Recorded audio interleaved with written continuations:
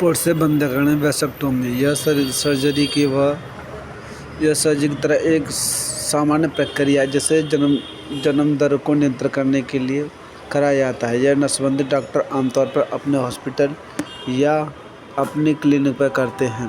पुरुषों के अंडकोश स्क्रोटम में एक छोटा सा ट्यूब होता है जो अंडकोश या टेस्टिल्स के शुक्राणु स्पर्म को मूत्रमार्ग तक ले जाने का कार्य करता है। नसबंदी के दौरान इस ट्यूब को काट दिया जाता है, फिर बंद यानी ब्लॉक कर दिया जाता है, जिससे पुरुषों के शरीर में शुक्राणु स्खलन के दौरान बाहर नहीं निकलते हैं, जिसके कारण यौन संबंध बनाने के बाद महिला गर्भवती नहीं हो सकती। यह प्रक्रिया पुरुष नसबंदी प्रोसीजर के समय में ही पूरी की जाती है और नसबंदी के दौरान पुरुष को उसी दिन घर लिया जा सकता है।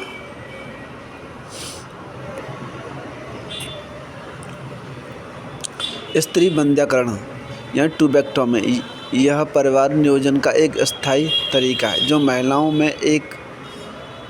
में किया जाता है। ट्यूबेक्टोमी केवल तभी किया जाना चाहिए जब जोड़ें पूरी तरह से सुनिश्चित हों कि वह अधिक बच्चे नहीं चाहते हैं। यह ऑपरेशन का सामान्य या स्पाइनल एनेस्थीसिया के तहत किया जाता है, जिसके दौरान फैलोपियन ट्यूब का एक छोटा सा टुकड़ा या एक छोटा सा कट देकर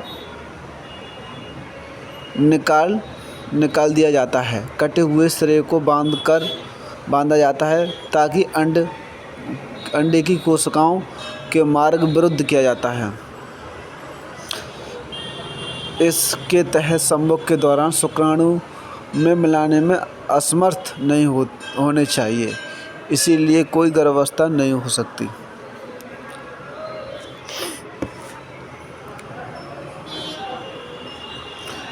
गर्भनिरोधक इंजेक्शन यानी कॉन्ट्रासेप्टिव इंजेक्शन यह परिवार नियोजन का एक सफल उपाय है। इसे डंपा इंजेक्शन कहते हैं। इसकी कीमत 50 रुपये से 250 रुपये तक होती है। इस इंजेक्शन में स्त्री के शरीर में अंडाशु बनाना बंद हो जाता है और बच्चेदानी का मुंह पर एक दीवार बन जाती है, जिससे महिला के शरीर में पुरुष की शुक्राणु प्रवेश नहीं कर पाते हैं, इसीलिए महिला गर्भवती नहीं हो सकती है। वायु प्रदूषण।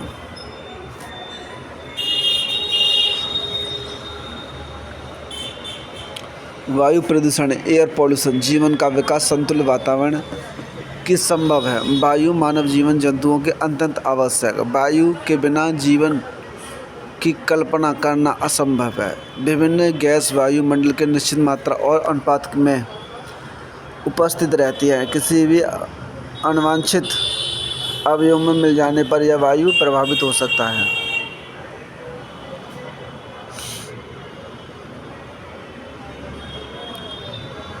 ध्वनि प्रदूषण साउंड पोल्यूशन ध्वनि के वातावरण से प्रदूषण होता है। आजकल ध्वनि प्रदूषण की समस्या मानव जीवन में अत्यंत प्रभावित किया जाता है। अधिक शोर की बातें पड़ोसियों के अस्वस्थ व्यक्ति का जीवन प्रभावित होता है।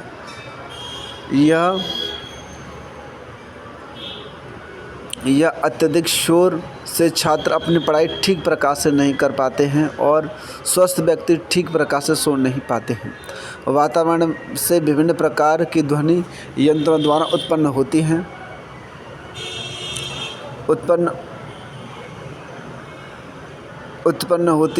यह ध्वनि प्रदूषण ध्वनि की डेसिबल की इकाई डीबी या मुख्यतः 25 से 60 डेसिबल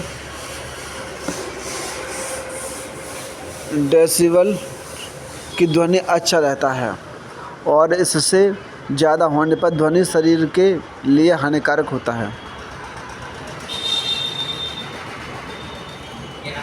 नमस्ते। ध्वनि प्रदूषण के रोकथाम यानी कंट्रोल ऑफ नॉइज। ध्वनि प्रदूषण के नियम 3 प्रकार के होते हैं। पहला, स्रोत पर नियंत्रण, माध्यम पर नियंत्रण और प्राप्तकर्ता पर नियंत्रण। पोषण।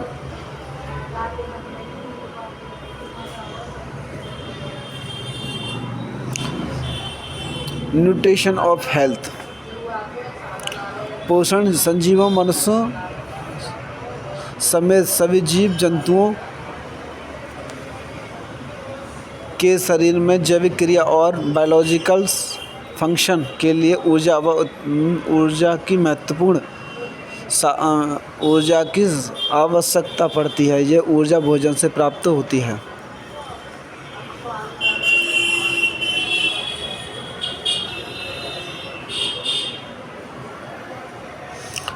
प्रोटीन हमारे शरीर के लिए अत्यंत आवश्यक होती है। प्रोटीन की खोज 1950 में लिगन पॉलिस ने की थी।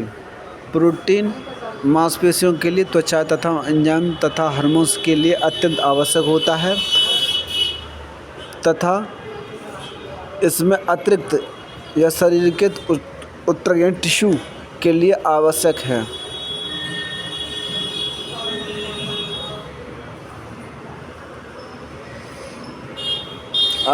है। शरीर की विभिन्न गतिविधियों के लिए आपकी बॉडी और प्रोटीन का इस्तेमाल करती है।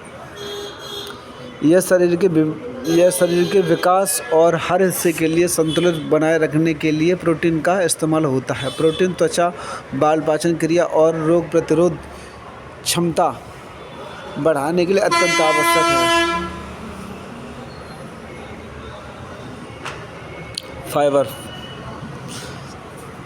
फाइबर एक कार्बोहाइड्रेट है जो पेड़ों की जड़ों तथा टहनियों और पत्तों का निर्माण करता है। हम किसी न किसी रूप में फाइबर का सेवन करते हैं। फाइबर गेहूं की चोकर्स, नट्स, दालों और बहुत सी सब्जियों, फलों में पाया जाता है। हालांकि फाइबर पचाने के योग्य नहीं होता, लेकिन हमारी पाचन क्रिया में सुधार करता है। यह हमारे द्वारा किए गए भोजन को पचाने में सहायक और कब्ज का नाश करता है। इस प्रकार फाइबर हमारे शरीर के स्वस्थ रखने की महत्वपूर्ण भूमिका निभाता है।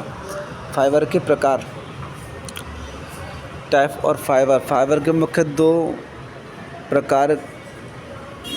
प्रकार में पाया जाता है, यानी पानी में घुलनशील के आधार पर फाइबर को 2 मुख्य श्रेणी में बांटा गया है, घुलनशील और अर्ध-घुलनशील।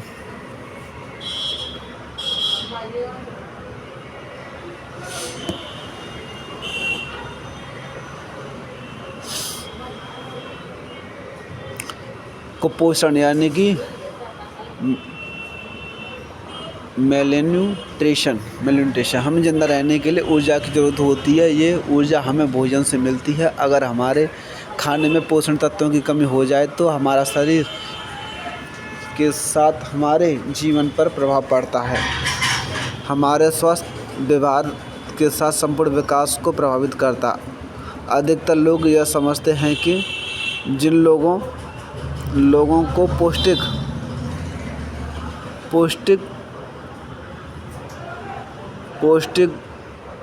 भोजन नहीं मिलता है वह कुपोषण का शिकार होते हैं। लेकिन पौष्टिक भोजन मिलने के बावजूद भी आपके खाने पीने से जुड़ी आदतें ठीक नहीं हैं, फिर भी आप कुपोषण के शिकार भी हो सकते हैं। जैसे हरी सब्जियां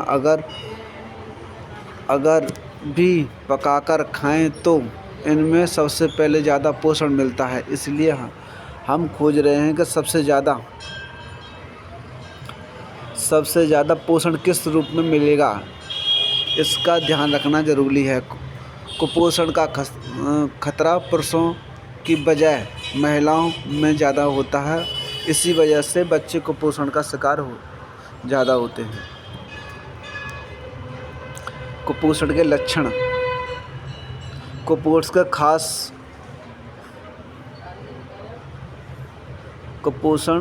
का सबसे प्रमुख लक्षण वजन कम होना।